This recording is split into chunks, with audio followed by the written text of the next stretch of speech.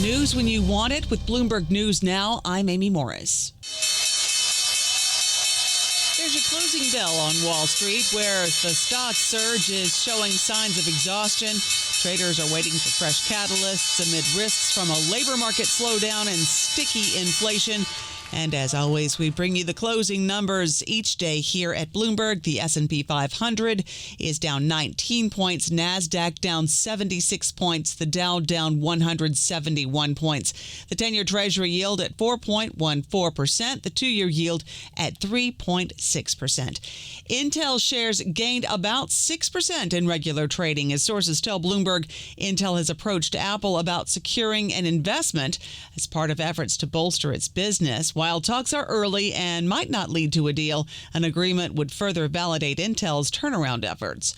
Federal authorities say a shooter with a rifle opened fire from a roof onto a U.S. Immigration and Customs Enforcement location in Dallas.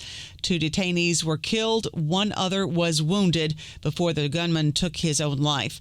Joshua Johnson is the acting field office director for ICE in Dallas. There are people out there who are seeing what is being placed online, and they're coming and they're doing acts of violence against ICE employees.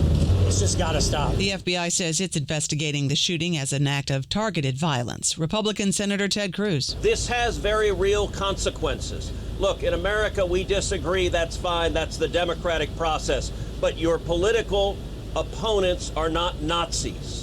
We need to learn to work together without demonizing each other, without attacking each other. That investigation into the shooting is ongoing. World leaders are gathered at the UN General Assembly. Russia's war in Ukraine is one major topic, as President Vladimir Zelensky has been petitioning the international community for more support, including the need for global rules on the use of AI in weapons. We need global rules now for how AI can be used in weapons, and this is just as urgent as preventing the spread of nuclear weapons.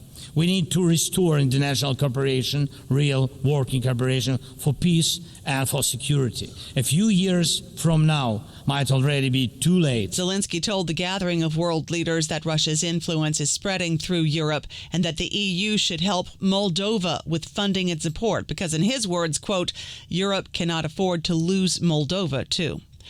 During these UN meetings, President Trump reportedly promised Arab leaders that he would not allow Israel to annex the West Bank. Sources tell Politico that Trump and his team presented a white paper outlining the administration's plan to end the war in Gaza, which included the annexation promise and other details such as governance and post-war security. The U.S. has lowered tariffs on auto imports from the European Union to 15%, retroactive to August 1st. It is part of the Framework Trade Agreement. The Commerce Department and Office of the U.S. Trade Representative published a document detailing the changes, reducing duties on a range of goods, including exemptions for aircraft and generic pharmaceuticals. The new rates take effect for EU goods shipped starting September 1st. Fed Chair Jay Powell would not commit to supporting another rate cut next month in his latest comments on central bank policy. He says both inflation and the labor market face risks. Treasury Secretary Scott Bessent tells Fox Business the Fed shouldn't wait. In terms of the housing market that affects consumers, working Americans, rates are too restrictive. They need to come down. And I think we will go into a cycle. Treasury Secretary Bessent says the Fed should at least get back to a neutral rate to provide relief to the consumer.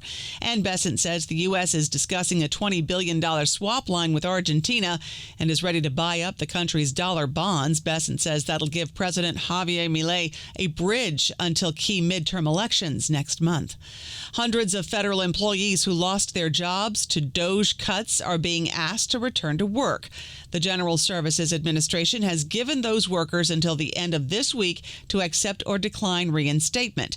If they do accept, they have to report for duty on October 6th, after what amounts to basically a 7-month paid vacation. The Labor Department has also brought back some workers who took buyouts, and the National Park Service earlier had reinstated a number of purged employees. Nexstar is talking with Disney about what to do about the Jimmy Kimmel Live program. Even after Disney and ABC ended Kimmel's suspension, Nexstar and Sinclair refused to air the program, affecting less than a quarter of the households in the U.S., but Sinclair says it will continue to preempt Kimmel's show with news programming. Measles infections in the U.S. have reached 1,514 this year. Outbreaks continue to spread and routine childhood vaccinations are falling. The CDC has reported infections in 41 states now, with cases driven by travel and fresh outbreaks in Utah and Arizona. Childhood vaccination rates have dropped too. Less than 90% of kindergartners in Utah and Arizona are vaccinated with the MMR shot, that is below the level required for herd immunity. Former Republican presidential candidate and retired neurosurgeon Ben Carson has taken on a temporary role as a senior nutrition and housing advisor at the Agriculture Department. He's the new national advisor for nutrition, health, and housing with a focus on rural health investments. And he's also expected to play a role in developing dietary guidelines. Those are going to be updated before the end of the year. That's news when you want it with Bloomberg News Now. I'm Amy Morris. This is Bloomberg.